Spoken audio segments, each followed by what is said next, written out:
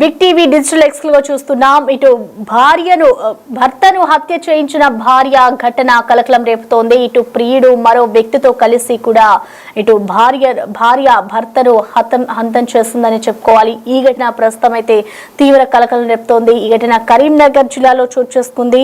Present మనం చూసుకోవచ్చు, ఇటు ఏదైతే కరీంనగర్ లో హత్య కేసు జరిగిందో అది మిస్టరీ వీడిందనే చెప్పుకోవాలి. ఇటు భర్తను భార్య హత్య చేయించింది. ఇటు ప్రియుడు అలాగే మరో వ్యక్తితో కలిసి కూడా పథకం ప్రకారమే ఈ హత్య చేయించినట్టుగా తెలుస్తోంది. ఇటు ప్రస్తుతం ఈ కేసుకు సంబంధించి పోలీసులు అయితే ముగ్గురిని అరెస్ట్ చేశారు. వారి వద్ద నుంచి కూడా పూర్తి సమాచారం సేకరించారు పోలీసులు.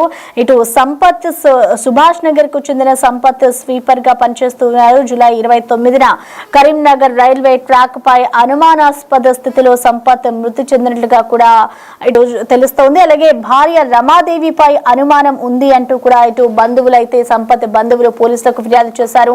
ఈ నేపథ్యంలో పోలీసులంతా కూడా ఈ ఘటనకు సంబంధించి కేసు నమోదు చేసుకుని దర్యాప్తు చేస్తున్నారు.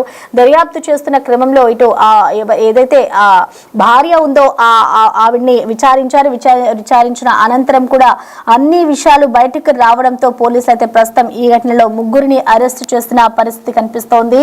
ఇటు రాజయ్యతో రమాదేవికి వివాహేతర సంబంధం ఉంది అంటూ కూడా తెలుస్తోంది. ఇటు వివాహేతర సంబంధమే ఈ హత్యకు కారణమైంది అంటూ కూడా ఇటు పోలీసులు అయితే వెల్లడిస్తూ ఉన్నారు. ఈ ఘటన కరీంనగర్ లో చోటు చేసుకుంది. అయితే కరీంనగర్ లో హత్య కేసు మిస్టరీ వీడిందనే చెప్పుకోవాలి. ఇటు భర్తను అడ్డు తొలగించుకోవాలి అంటే కూడా ఇటు రమాదేవి ప్లాన్ చేసింది. ప్లాన్ ప్రకారమే ఎవరితో ఎఫ్ఐఆర్ ఉందో ఆ ఎఫ్ఐఆర్ పెట్టుకున్న వ్యక్తితో కలిసి ఈ దారుణానికి పాల్పడింది రమాదేవి.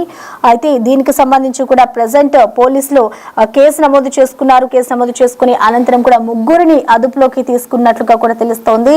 ఇటు మద్యం తాగుదామంటూ కూడా ఇటు సంపత్ ని రాజయ్య తీసుకెళ్లాడు. సిట్టింగ్ లో ఉండగానే ఇటు రాజయ్యకు రమాదేవి ఎలాగైనా తన ఫోన్ చేస్తుంది. సో తన భర్తను ఎలాగైనా చంపాలి అంటూ కూడా భార్య చెప్పింది. సో సంపత్ చెవిలో గడ్డి మందు పోశారు రాజయ్య. దీంతో అక్కడికక్కడే కూడా ఇటు సంపత్ ప్రాణాలు కోల్పోయాడు. అయితే దీనికి సంబంధించి కూడా అనేక కోణాల్లో పోలీసులకి సంపత్ బంధువులు ఫిర్యాదు చేయడంతో ఇటు భార్యపై అనుమానం రావడంతో ఇటు ప్రస్తుతం భార్యపై అనుమానం ఉన్న నేపథ్యంలో పోలీసులకి ఇటు బంధువులు కంప్లైంట్ చేశారు. సో వెంటనే కూడా ఇటు పోలీసులు రంగంలోకి దిగి ఇటు విచారణ చేశారు. విచారణ అనంతరం కూడా ప్రజెంట్ ముగ్గురిని అయితే అదుపులోకి తీసుకున్న పరిస్థితి కనిపిస్తుంది. ఈ ఘటనకు సంబంధించిన ఓవరాల్ డీటెయిల్స్ ని మా ప్రతినిధి శ్రీనివాస్ అందిస్తారు. శ్రీనివాస్, మనం చూస్తున్నాం ఇటు కరీంనగర్ లో ఏదైతే మొన్న హత్య జరిగిందో ఈ హత్యకు సంబంధించి కూడా మిస్టరీ అంతా వీడిపోయింది. సో ప్రెసెంట్ ఇటు ఈ ఘటనకు సంబంధించి ఇటు భార్యతో పాటు మరో ముగ్గురిని కూడా పోలీసులు అదుపులోకి తీసుకున్నారు. కాబట్టి ఘటనకు సంబంధించిన ఓవరాల్ అప్డేట్స్ ఏ విధంగా ఉన్నాయి, అసలు ఎందుకు చంపారు, ఇటు రాజయ్య కూడా అదుపులో ఉన్నారనుకోవచ్చా, పోలీసులు ఎటువంటి సెక్షన్స్ కింద ఆ కేసులు నమోదు చేశారు? శ్రీనివాస్, కరీంనగర్ లోని కిసాన్ నగర్ ప్రాంతం లోపల రైల్వే ట్రాక్ వద్ద ఒక యువకుడు మృతి చెంది పడి ఉండడంతో పోలీసులు అక్కడికి వెళ్లి ఆ మృతుని యొక్క వివరాల ప్రకారము అతడు కరీంనగర్ కిసాన్ నగర్ చెందినటువంటి వ్యక్తి అని చెప్పి గ్రహించడం కూడా జరిగింది. అయితే ఈ సంఘటన పైన పూర్తి వివరాలు సేకరించేటువంటి పనుల లోపల పోలీసులకు కొన్ని విస్తుపోయే నిజాలు తెలిసినటువంటి పరిస్థితి కనబడుతుంది. నిన్న కరీంనగర్ సిపి గౌసాలం ఇటు మీడియా సమావేశం పెట్టి మొత్తం వివరాలు కూడా సేకరించి మీడియా సమక్షం లోపల విడుదల చేయడం జరిగింది. అయితే రోజు నిత్యం తాగి వచ్చి తనను చిత్రహింసలు పెడుతున్నటువంటి నేపథ్యం లోపల ఒక భార్య అతని యొక్క ఎవరైతే ప్రియుడు ఉన్నాడో ఆ ప్రియుడితోని కలిసి ఆ భర్తను హత్య చేయాలని చెప్పి అనుకోవడం జరిగింది. ఆ పథకం ప్రకారమే భర్తను హత్య చేసినటువంటి పరిస్థితి కనబడుతుంది. మొత్తం రోజు ఇటు కరీంనగర్ లైబ్రరీ లోపల పనిచేసేటువంటి సంపత్ ఎవరైతే ఉన్నారో ఆ సంపత్ రోజు నిత్యం కూడా ఇటు ఆ కిసాన్ నగర్ లోపల ఉన్నటువంటి తన ఇంటికి వచ్చి ఆ స్వీపర్ గా పనిచేస్తూ ఉంటాడు. తన భార్య దగ్గరికి వచ్చి ఆ భార్యకు మధ్య లోపల ఇష్టానుసారంగా రోజు కూడా పిడుగుదులు కొడుతూ రోజు చిత్రహింసలు గురి చేయడంతో అయితే ఆమె నిస్సహాయ స్థితిలో చాలా రోజులు కూడా మిన్నుకుంటూ పోయినటువంటి పరిస్థితి. అయితే అక్కడ స్థానికంగా ఇటు ఒక మిర్చి బండి సర్వపిండితో పాటుగా మిర్చి బండి నడుపుతూ ఉంటుంది అతని భార్య. ఈ నేపథ్యం లోపల అక్కడికి రోజు నిత్యం వచ్చేటువంటి ఒక వ్యక్తి ఆమెకు ఇటు పరిచయమైనటువంటి పరిస్థితి. అయితే అతని పేరు రాజయ్య.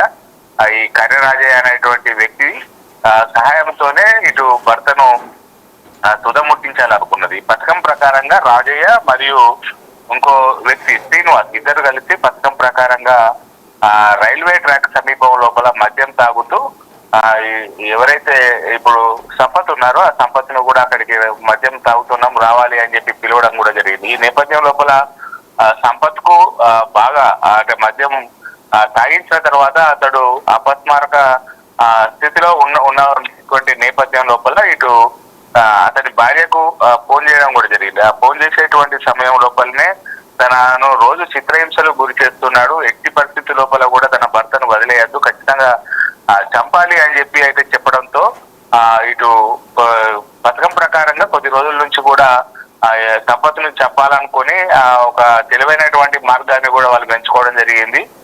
యూట్యూబ్ లోపల వీడియో చూసినటువంటి సందర్భం లోపల క్రిమి సంహారక గడ్డి మందు ఏదైతే ఉంటుందో ఆ గడ్డి మందు చెవిలో పోస్తే అది చెవిలో నుండి మెదడుకు ఎక్కుతుంది అని చెప్పి వారు యూట్యూబ్ లోపల కూడా చూడడం జరిగింది. ఈ పథకం ప్రకారంగా యూట్యూబ్ లో చూసినటువంటి సందర్భం లోపల దాని ప్రకారమే వారు తమ వెంట గడ్డి మందు కూడా తీసుకొచ్చుకొని ఎప్పుడైతే సంపత్తు మద్యం తాగి మొత్తం మద్యం మత్తు లోపల ఉన్నటువంటి సందర్భం లోపల అతడి చెవులో తమ వెంట తీసుకొచ్చుకున్నటువంటి ఆ గడ్డి మందు ఏదైతే ఉందో ఆ గడ్డి మందు చెవులో పోసి వాళ్ళు పథకం ప్రకారంగా వెళ్ళిపోవడం జరిగింది. ఆ చెవులో గడ్డి మందు పోయడంతో అది మొత్తం కూడా మెదడుకు వచ్చిన తర్వాత సంపత్ అక్కడనే రైల్వే ట్రాక్ వద్దనే మరణించడం కూడా జరిగింది. కానీ తమకు మళ్ళీ ఏం తెలియనట్టు కూడా ఇటు రమాదేవి తన భర్త కనబడడం లేదు అని చెప్పి పోలీస్ స్టేషన్ లోపల కూడా ఫిర్యాదు చేయడం జరిగింది. ఆ పోలీస్ స్టేషన్ లోపల ఫిర్యాదు చేసేటువంటి సందర్భం లోపల ఆ పోలీసులు వెళ్లి అక్కడ విచారణ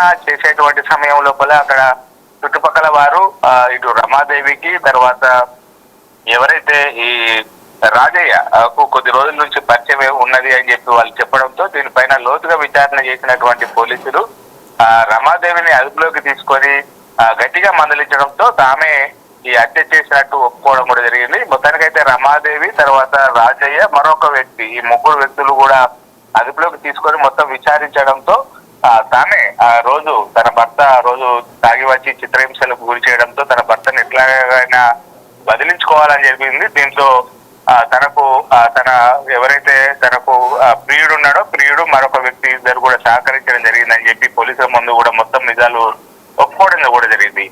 మొత్తానికైతే ఇటు 4 రోజుల క్రితం జరిగినటువంటి హత్యను పోలీసులు అయితే ఛేదించారని చెప్పుకోవచ్చు. మొత్తానికైతే విస్తుపోయే నిజాలు కూడా బయటకు కూడా రావడం జరిగింది. మొత్తానికైతే ఆ భర్తను బంధించుకోవడానికి ఆ గడ్డి మందు చెవిలో పోసి అతన్ని చంపి మళ్ళీ ఏం తెలవనట్టు తమ పోలీస్ స్టేషన్ లోపల ఫిర్యాదు చేసి తన భర్త కనబడతలేడని చెప్పి ఫిర్యాదు చేయడంతో మొత్తం పోలీసులు లోతుగా విచారించి ఒక పథకం ప్రకారమే ఈ హత్య చేశారని చెప్పి అయితే పూర్తిగా వివరించడం జరిగింది. Prasanna. Right Srinivas, thank you. So ప్రస్తుతం చూసుకోవచ్చు ఇటు కరీంనగర్ లో డెత్ మిస్టరీ వీడిందనే చెప్పుకోవాలి. హత్య కేసుకు సంబంధించి కూడా ఇటు పోలీసుల విచారణలో సంచలన విషయాలు బయటకు వచ్చాయి. ఇటు భార్య మరొక వ్యక్తితో వివాహేతర సంబంధం పెట్టుకున్న కారణంగానే ఇటు భర్తను హంతమోదించింది. ఇటు ప్రియుడితో కలిసి కూడా పక్కా ప్లాన్ ప్రకారమే ఈ హత్యకు ఒడిగట్టింది భార్య. అయితే ఈ ఘటనకి సంబంధించి కూడా ముగ్గురిని అయితే ఈ పోలీసులు అదుపులోకి తీసుకున్నారు, అరెస్ట్ చేసిన పరిస్థితి కనిపిస్తోంది. ఇటు భార్యపై అనుమానం రావడంతో కూడా ఇటు ఎవరైతే మృతి చెందాడో మృతికి సంబంధించిన సంపత్ ఉన్నాడో సంపత్కి సంబంధించిన బంధువులు పోలీస్ స్టేషన్లో కంప్లైంట్ చేస్తారు. భార్యపైనే మాకు అనుమానం ఉంది అంటూ కూడా ఇటు కంప్లైంట్ చేయడంతో పోలీసులు అయితే వెంటనే ఈ ఘటనకు సంబంధించి కూడా విచారణ చేశారు. అనంతరం కూడా విచారించిన నేపథ్యంలో కూడా విషయాలన్నీ కూడా బయటకు వచ్చిన అనంతరం వీళ్ళని అరెస్ట్ చేస్తారైతే ఈ ఘటనకి సంబంధించి పోలీసులు ఏమన్నారో ఒకసారి చూద్దాం. అందరికీ నమస్కారం. ఈరోజు కరీంనగర్ రూరల్ పిఎస్ లిమిట్ లో లాస్ట్ జరిగిన సస్పిషియస్ డెత్ మర్డర్ గురించి ప్రెస్ బ్రీఫింగ్ జరుగుతుంది. ఆఫెన్స్ 29 జూలై రోజు అయింది.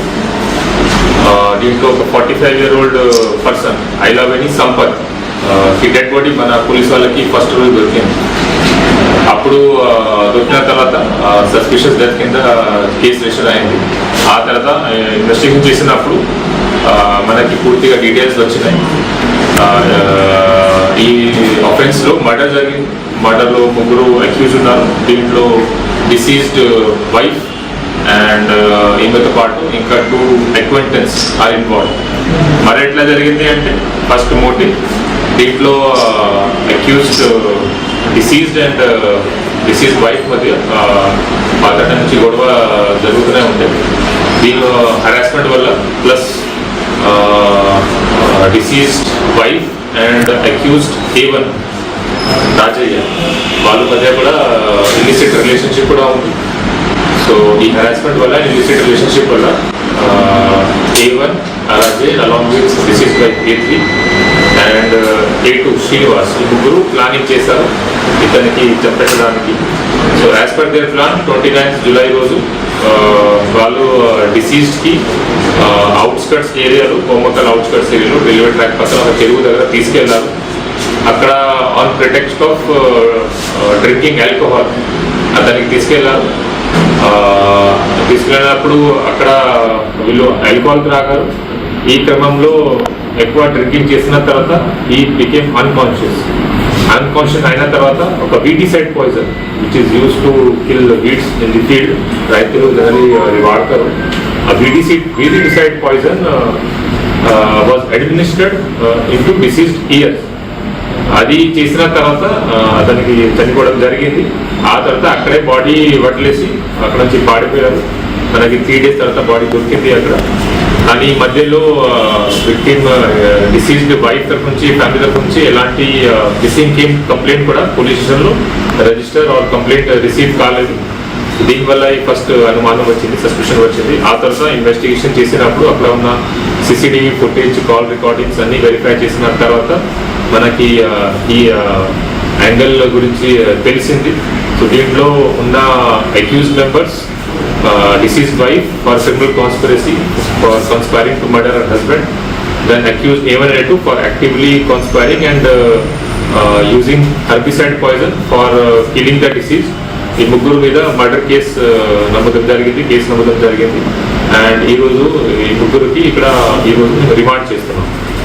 సో దీంట్లో ఉన్న రిలేటెడ్ ఎవిడెన్స్ కూడా సీజ్ చేస్తాము. మనకి సీన్లో దొరికిన వీడిసైడ్ బాటిల్, ఖాళీ స్ప్రైట్ బాటిల్, ఇది కాకుండా లిక్కర్ బాటిల్స్ అండ్ అక్యూజ్డ్ పొజిషన్లో మొబైల్ ఫోన్స్ కూడా సీజ్ చేయడం జరిగింది.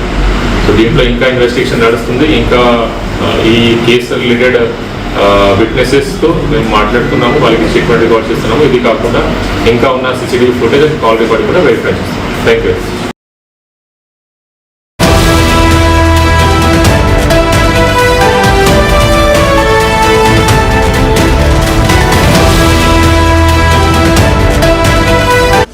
The Big Folk Night 2025 celebrating the soul of Telangana. August 23 సాయంత్రం 6 గంటల నుండి LB స్టేడియంలో. టికెట్స్ బుకింగ్ కోసం ఎంట్రీవాలా యాప్ను